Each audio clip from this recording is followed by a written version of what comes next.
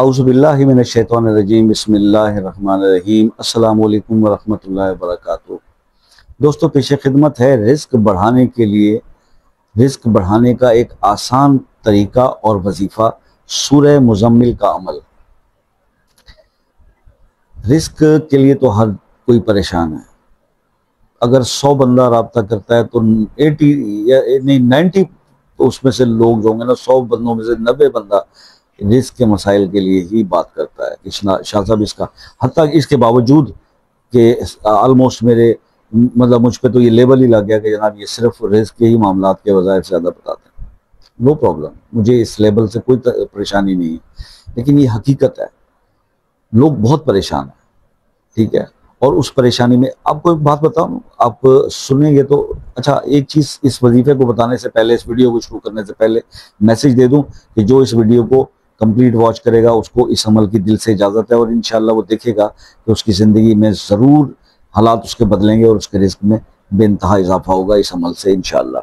अब आते हैं दूसरी बात की तरफ। देखिए, आपको ये पता है ना कि अल्लाह, इंसान को ना परेशानी में अल्लाह याद आता है। परेशानी में मुझे 1.5 साल हो गया इस प्लेटफॉर्म के ऊपर, 1.5 साल हो गया। तो मैं व्हाट्सएप पे लोगों से राब्ते में रहता हूँ, आप लोग राब्ता करते हैं। अच्छा, मुझे नहीं याद कि कभी खुशहाल बंदे ने राब्ता किया हो, जो माली तौर पर मुस्तहकम हो, खुशहाल हो, उसको कोई परेशानी ना हो, तो उसने कोई राब्ता किया हो कि जनाब कोई आखिरत संवारने का भी कुछ सिलसिला बता दें।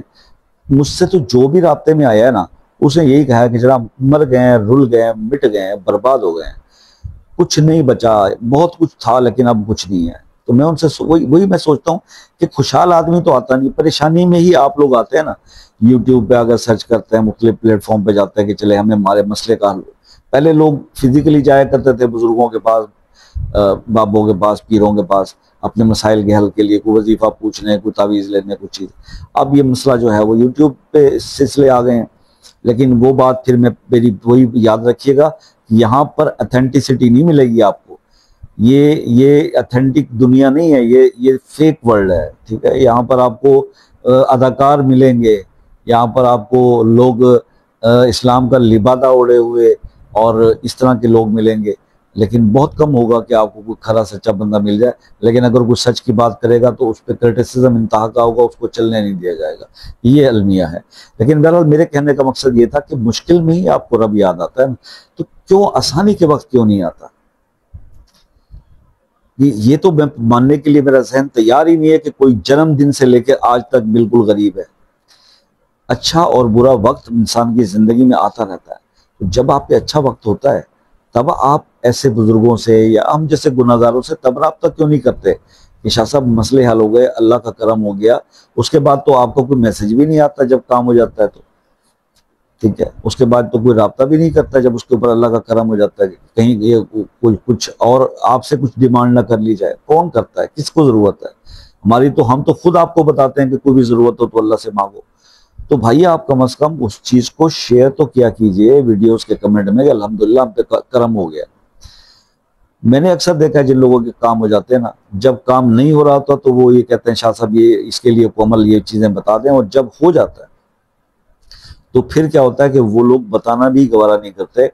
ये मेरा एक्सपीरियंस इस तरह से हुआ कि एक ही फैमिली के कई लोग थे मेरे साथ इन कॉन्टैक्ट थे, और उनमें से एक दो के काम हो गए और एक का काम अभी चल रहा था। तो जिसका चल रहा था उसने बताया कि जनाब फलां फलां बंदे के तो मसाइल शाह साहब हल हो गए हैं। मुझे दुख थोड़ा सा इसलिए हुआ कि कम से कम बंदा जब सुबह शाम सर खाता है बंदे का फोन कर करके जी ये, और जब वो उसका मसला हल हो जाए तो फिर कम से कम बंदा एक शुक्रिया अदा कर देता है। लेकिन मैं फिर ये सोचकर मुतमईन कर लेता हूँ अपने दिल को कि इंसान तो अपने रब का भी ना शुक्र है जिसने उसे इतना कुछ दे रखा है, तो वो किसी इंसान का शुक्र क्या अदा करेगा, शुक्रिया क्या अदा करेगा। तो बहरहाल जी, अल्लाह ताला आपको खुशआबाद रखे। रिस्क बढ़ाने का एक बेहतरीन तरीका और वजीफा आपके साथ शेयर कर रहा हूँ, सूरह मुज़म्मिल का अमल है। आप इसको करने के लिए सिर्फ आप एक थोड़ी सी मुशक्कत ये कर लें, और मैं आपको ये गारंटी से बताता हूँ कि जो शख्स ये अमल कर लेगा 40 डेज तक ये अमल कर लेगा, बहने गैप के बाद 40 डेज मुकम्मल कर ले, वो आज अपनी सारी पोजीशन और आज की डेट नोट कर ले और उस दिन 40 दिन के बाद देखेगा तो इंशाल्लाह वो अगर गरीब है तो अमीर हो चुका होगा, अमीर है तो अमीर तर हो जाएगा। ठीक है, करना क्या है, फजर की नमाज के बाद आपने 11 बार सूरह मुजम्मिल पढ़नी है। पहले 11 बार दुरूद इब्राहिमी, 11 बार सूरह मुजम्मिल और 11 बार सूरह मुजम्मिल पढ़ने के बाद आपने 100 बार ये दुआ पढ़नी है, रब्बना आतिना फिद दुनिया हसनतम व फिल आखिरति हसनतम व क़िना अज़ाबन्नार। ये दुआ 100 मरतबा पढ़कर आपने फिर 11 बार दुरूद इब्राहिमी पढ़ना है और अमल खत्म। बस ये अमल आप 40 दिन कर लें, अपने रिज़्क़ के लिए दुआ करें। आप देखेंगे 40 दिन के बाद आप अगर गरीब हैं तो फिर गरीब नहीं रहेंगे इंशाअल्लाह अल्लाह के हुक्म से। ये अमल आपके साथ आज शेयर करना था।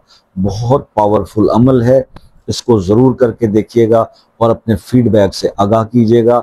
बाकी अगर आप किसी मसले में उलझ गए हैं, परेशान हैं और वो मसला हल होने का नाम नहीं ले रहा, तो आप अपना वो मसला अपने नाम के साथ कमेंट्स में लिख दीजिए। इंशाअल्लाह उसके लिए खुसूसी दुआओं का एहतमाम किया जाएगा और अल्लाह ने चाहा तो आपका वो प्रॉब्लम ज़रूर सॉल्व होगा, क्योंकि हर मुश्किल का हल हमारे रब के पास है।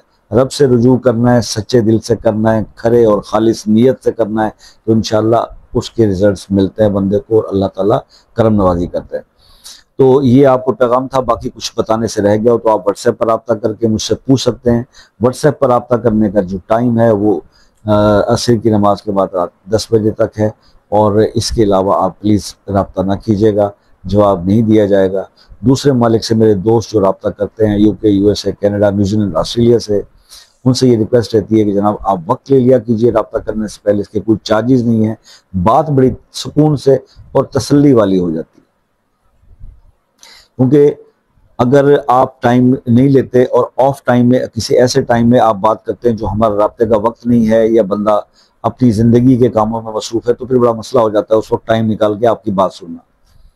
लेकिन अगर आप मैसेज करते हैं और हो सकता है मैं उसी वक्त अवेलेबल हूं, तो मैं आपको कह दूंगा कि जनाब आप अभी कॉल कर लें। और जब ये आपसे कह दिया जाता है कि आप अभी कॉल कर लें, तो फिर कर लीजिए, क्योंकि फिर पता नहीं होता कि दोबारा राब्ते का टाइम मिलता है या नहीं मिलता। तो इसलिए ये चीज़ आपको खुद, मैं कई दफ़ा ना बाहर के दोस्त जो रब्ता करते हैं तो मैं उनको कहता हूँ जी आप कॉल कर लें, तो वो उस वक्त कॉल नहीं करते बल्कि मैसेज करते हैं कि जी आप कॉल करने का कोई और टाइम दे दें, कोई टाइम दे दें। भाई टाइम तो यही है, अगर आप अभी कॉल कर लें आपका मसला डिस्कस हो जाएगा, फिर किसको याद रहता है या क्या बात रहती है। तो उस मौके से फ़ायदा उठाया कीजिए। यही बस मतलब एक चीज़ थी जो मैं चाह रहा था कि मैं बाहर वाले दोस्तों को, बाहर के ममालिक वाले दोस्तों को क्लियर कर दूँ कि जब आपसे कह दिया जाता है कि कॉल कर लें, तो अगर आपके पास टाइम है तो फौरी कॉल कर लें। तो इसका ख्याल रखिएगा। बाकी इंशाल्लाह आपके लिए तो हमेशा हम दुआएं करते रहते हैं। आपसे भी रिक्वेस्ट रहती है कि दुआओं में याद रखिएगा, अपना बहुत सारा ख्याल रखिएगा। ज़िंदगी रही तो नेक्स्ट किसी वीडियो में आपसे मुलाकात होगी, तब तक की इजाज़त दीजिए। अल्लाह हाफिज़।